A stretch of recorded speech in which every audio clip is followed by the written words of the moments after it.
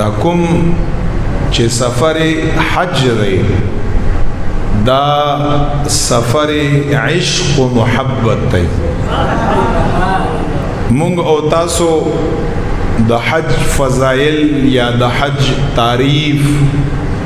یا د حج اقسام یا د حج فرضیت کال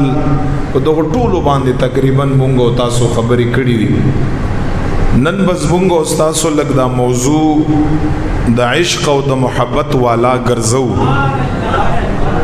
چې مونږ او تاسو هغه نه خوند واخلو او په غور باندې واورئ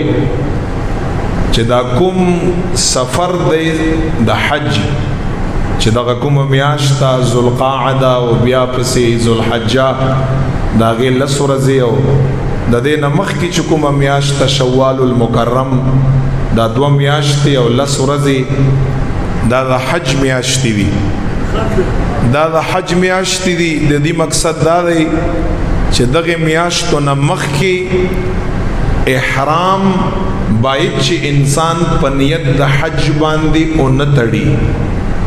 په نیت د عمره باندې او تړي، خو دغه میاشتو نه مخکې باید چې انسان احرام په نیت د حج باندې او نه تړي.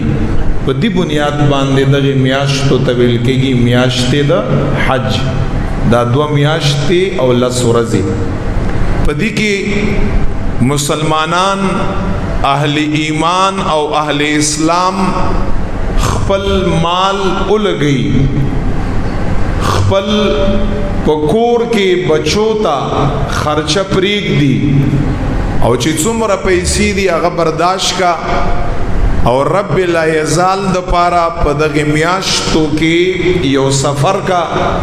چې هغه ته ویل کېږي سفر حج. کوم او تاسو یو سیستا په عمیق او په ډوب نظر باندې وګورو نو په دغه سفر کې مسلمان د پاره،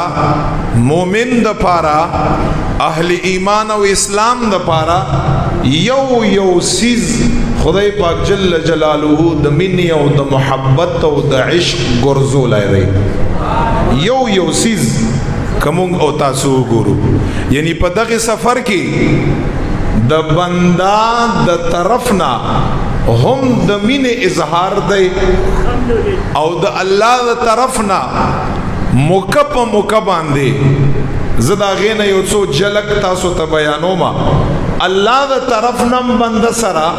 موقع باندې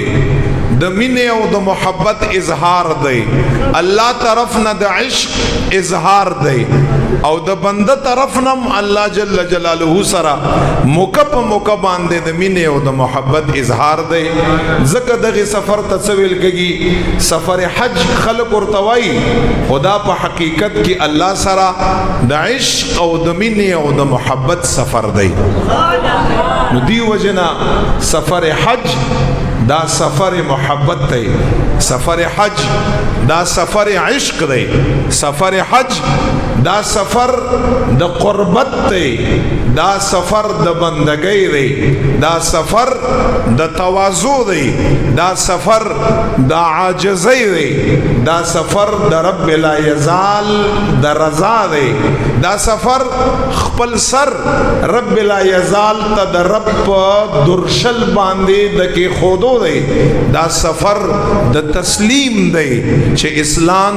او انسان خپل ځان تسلیم کړي او په یو معنا باندې دا سفر د مشقت دی، دا سفر د تکلیف هم دی. ځکه دا لار د محبت ته او د رب لا یزال لار د محبت پاغي کې انسان ته مشقت او تکلیف سنا سملاوږي او دا سفر دا د ثواب دی، دا سفر دا د نیکی دی، دا سفر دا د اجر دی، دا سفر دا د انسان د طرف نه د بندګۍ دی، دا سفر دا د د عزت ته چې انسان ته عزت او دا سفر د ګناهونو د معصیاتو د کفاره سفر دی تاسو وګورئ چې په یو سفر کې د بنده د پاره څومره جلک دی په یو سفر کې د بنده د پاره څومره خبرې دي په یو سفر کې د بنده او د خالق په منځ کې څومره قربتونه دي ځکه چې کوم خلق په دغه سفر باندې رواني باید چې دغه ټول سفر د رب لا یزال د اخلاص او د رب رضا لپاره وګرځي